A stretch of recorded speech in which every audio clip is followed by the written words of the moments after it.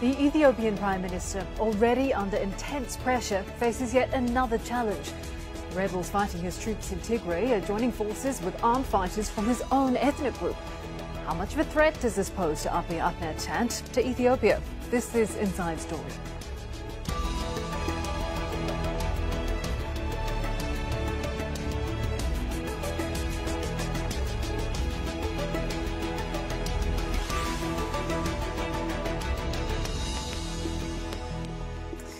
Hello and welcome to the programme. I'm Kim Vanel.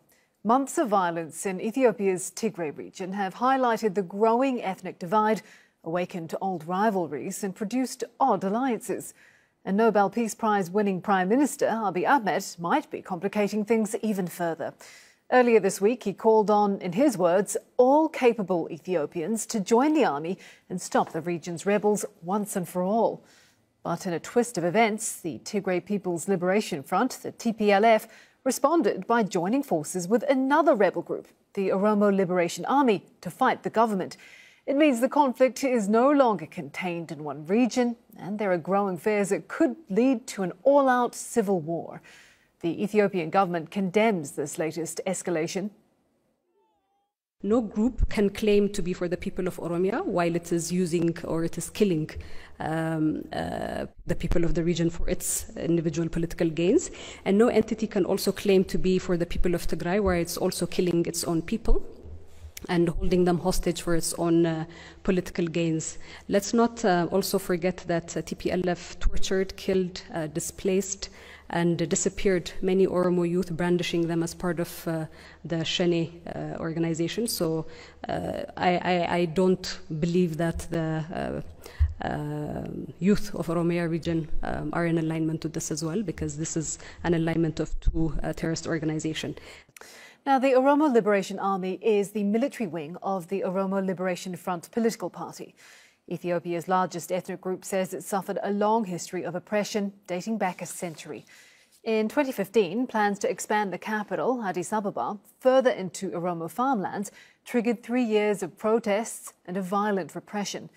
This eventually forced the resignation of the Prime Minister and paved the way for Abiy Ahmed and Oromo himself. But some now accuse him of neglecting the community, just like the leaders of the past. The Tigray People's Liberation Front is the product of the marginalisation of the Tigray ethnic minority more than a century ago. But the group dominated national Ethiopian politics for 30 years, until Abiy Ahmed became Prime Minister in 2018. The current violence is partly a result of a power struggle. At the end of November, the government announced its forces had taken control of Tigray's regional capital, Mekelle.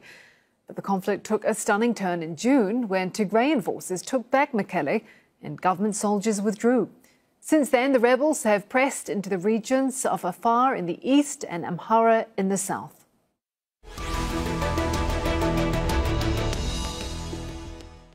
All right, let's bring in our guests. Joining us from Cambridge, we have William Davison, Ethiopia Senior Analyst at International Crisis Group.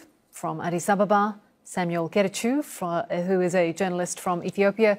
And from London, Awal Allo, Senior Lecturer in Law at Keele University. A very warm welcome to you all. Thank you for joining us here on Al Jazeera's Inside Story. I'd like to begin with you, William Davison.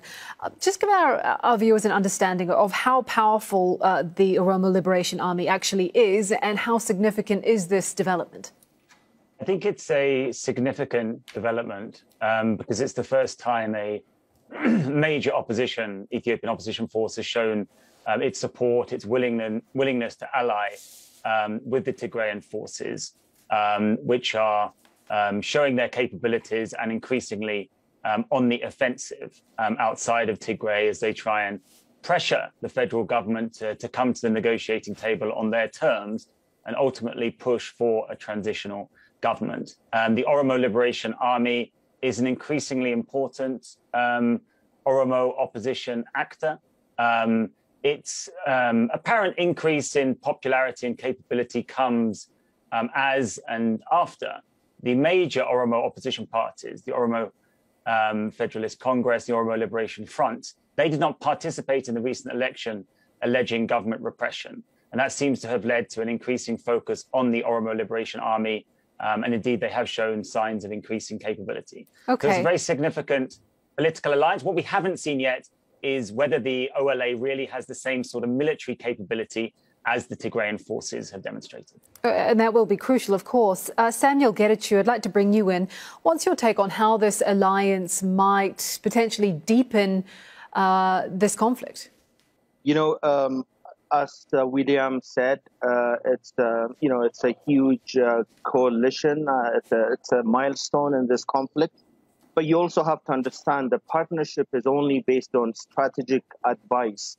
It's not a partnership per se to get into this conflict.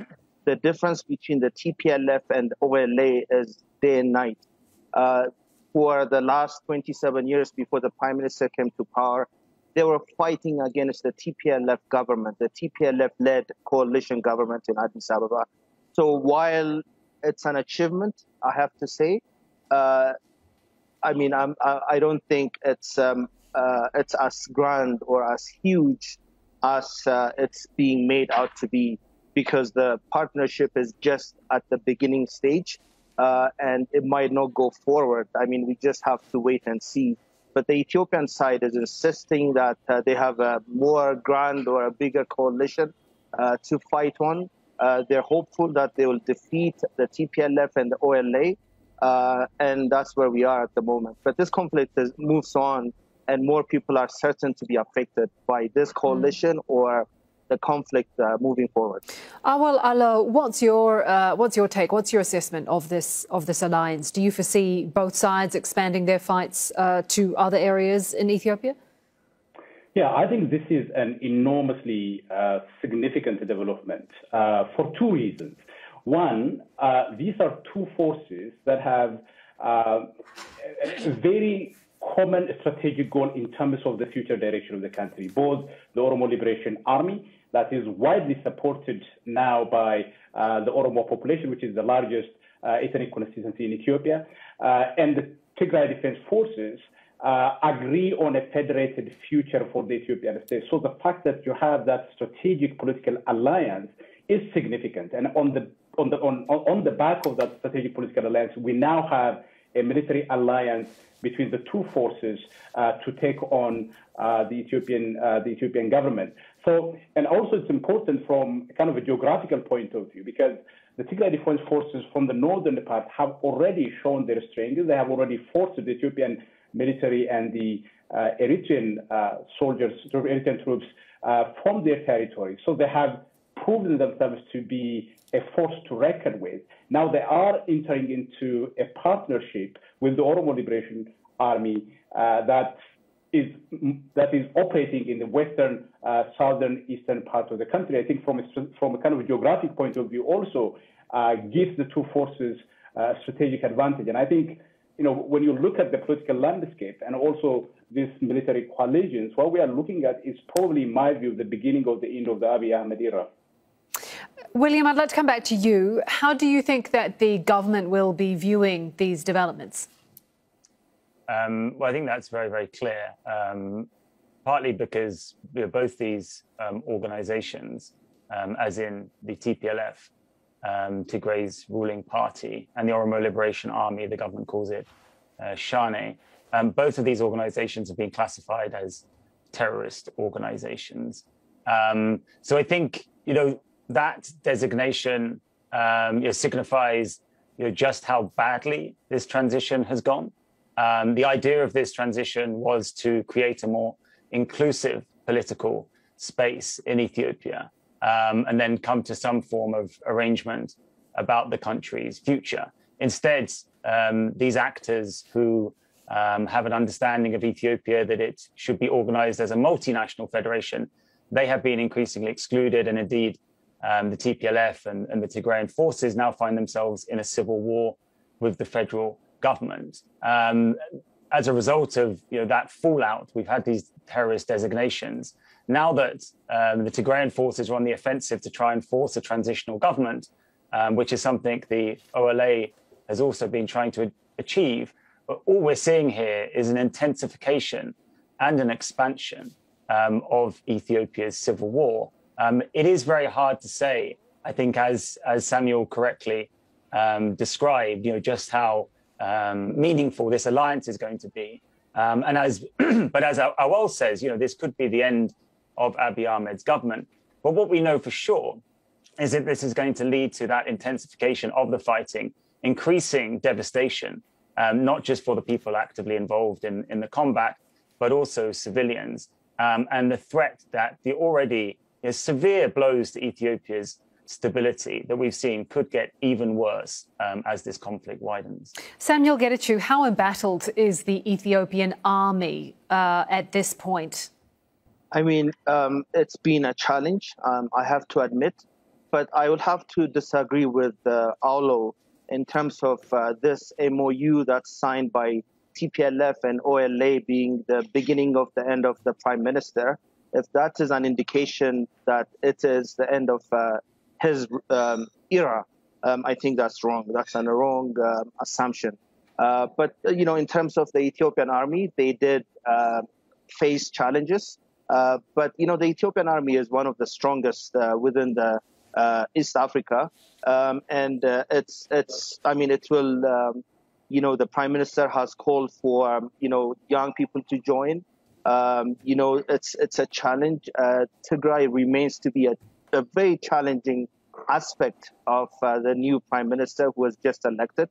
We can disagree on how the process of the election and so on, but I'm just saying in terms of him being elected. But I think the Ethiopian government is, the determination is there. They have the numbers, but, they can really make a comeback. But I have to recognize in terms of TPLF getting into different regions, including the Amhara regions, the Afar regions, is an indication that the army is not really performing as planned, according to the Ethiopian government. I want to pick up on that, Samuel, about talking about the army perhaps not performing as it should. You did refer to it as one of the strongest armies in the region. A new Amnesty report came out, I believe, just in the past few days, detailing widespread rape and sexual violence carried out by the Ethiopian Defence Force and the Eritrean Defence Force. And I quote, soldiers and militias subjected Tigrayan women and girls to rape, gang rape, sexual slavery, sexual mutilation and other forms of torture, often using ethnic slurs and death threats. I mean, that is damning. How has the government responded to those allegations? The Ethiopian government is insisting that there is going to be an open investigation done along with the United Nations. I hope that will become a reality. I'm not sure if there's going to be resources because the allegations are vast. The accusations are not just with the Ethiopian army, it's with the Eritreans as well as the TPLF. I've read the report from Amnesty International that came out a few days ago. Amnesty International has its own shortcomings, but I respect them. I've read the report. But the fact is, the investigation has to be, between all sides. I've been to the Tigray region. I've said this before. The allegations are, not just within a certain group. It's with all sides. And I hope Amnesty International will have a bigger investigation so we know exactly what happened and we can have a roadmap where we can go as humans or as Ethiopians. Right. Awal Allah, I'd like to bring you in. Any reaction that you have to Samuel's take on this report from Amnesty International? I'm interested. And also, where do you believe the beginning of this conflict really lay? Was it in Tigray? Was it in Oromia? Can you explain that to us?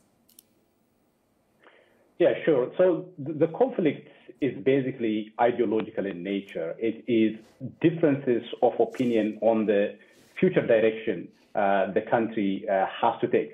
You have on the one hand the prime minister who wants to centralize power and wants to return what he envisions as a glorious past of the Ethiopian state, a vision of the future that most people in Oromia, in Tigray, in southern parts of the country do not agree with. On the other hand, you have a vision that is upheld and endorsed by the majority of political forces in Oromia, in Tigray, and other parts of the country, which basically calls for a federated Ethiopia where regional autonomies are respected and people that are distinct would have the right to use their language, promote their culture, govern themselves at the regional level. It is this clash of visions that have led to the conflict. And this war essentially started in Oromia when the Prime Minister essentially turned to police and intelligence and court system to marginalize the opposition and go after the Oromo Liberation Army in the western part. When the Prime Minister went to war in Tigray, he has to get into a full-scale armed confrontation with the support of the Eritreans because he could not do in Tigray what he did in Oromia. Tigray was fairly independent. It was very well armed. It was in a position to defend itself. So it was this clash of visions. I think this war started in Oromia first. And Samuel made the point that the Ethiopian military was one of the strongest militaries in the Horn of Africa, and I agree with him. And it was the case that until recently, it was one of the most, I think it's a military force with significant reputation externally. And what the Prime Minister did by taking the country to this war without meaningful consideration of what the consequence of this war would be is to undermine not only the reputation of the military, but almost all state institutions. The Ethiopian military that represents about 110 million people with the support of the Eritrean army was forced by a defense force that represents a region of 6 million people. And I think that sends a very negative signal to friends and foes of the Ethiopian state in the region. So although the military is fairly strong until recently, I think it is no longer in a position now to even defend itself from rebel forces and from organized forces within the country. In terms of the allegations of human rights and the Amnesty report, and I think the report actually only begins to scratch the surface. The abuses that we have heard about, the various witness testimonies that have been in the media, it was shocking. And while it may be true that there are various forces that are complicit, but the fact that the Ethiopian military that is responsible and the Eritrean military that were responsible have not properly wanted to account for these atrocious crimes. And I think that says quite a lot about the views of the authorities and the military itself. William Davison, I'd like to come back to you. We're talking there about the Eritrean Defence Forces. For our international audience, we should explain Eritrean forces are fighting on the side of the Ethiopian government, despite many calls for them to withdraw. What is Eritrea's interest here? The Eritrea military has actually significantly withdrawn from the conflict in Tigray at around the same time as Ethiopia's federal government withdrew. And that was largely due to the resurgence of the Tigrayan forces. And now Eritrea is thought to be largely protecting areas of northern Tigray, northern Ethiopia, that it claims as its own, but are disputed. I think Eritrea's motivation was similar to the federal government's in wanting to see the back of the TPLF as a political force. That's why they joined the federal intervention. But really the significant thing here is we see these terrorist designations by the government. We see the calls for every able-bodied citizen to join the fight against the TPLF and against the OLA. We see the call for militias and extra federal troops and regional. But this is in the context of this war where we have seen these many reports of human rights abuses, and essentially in Tigray, and essentially the Tigrayan people have stood by their leaders and stood by Tigray's rights to autonomy. And it's a similar situation in Oromia. The government may designate the OLA as terrorists, but what the OLA represents has considerable support from the Oromo people.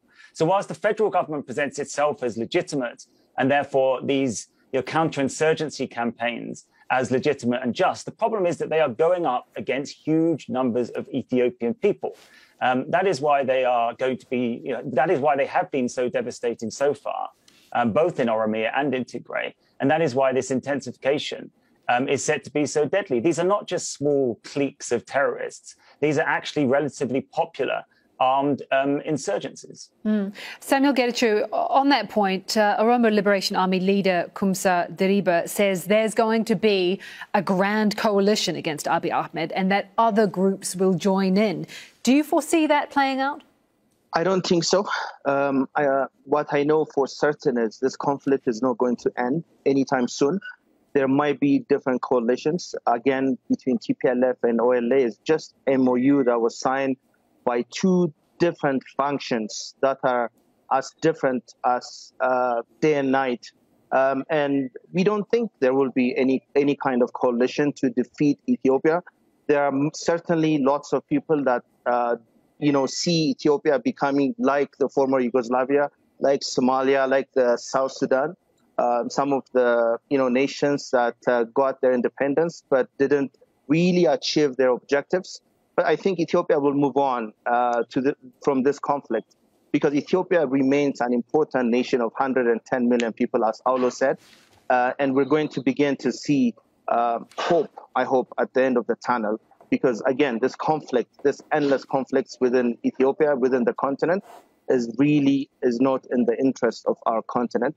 There are many, many people that are suffering. I've been to some of the towns that Aulo mentioned, William might have mentioned, including within the Oromia nation, the Oromia states, and they are just really, really sad. I was in Nakamt a year ago, trying to understand the misgiving they have with the government, and it was a real shock. And I hope Ethiopia will move forward from this conflict. I have hope.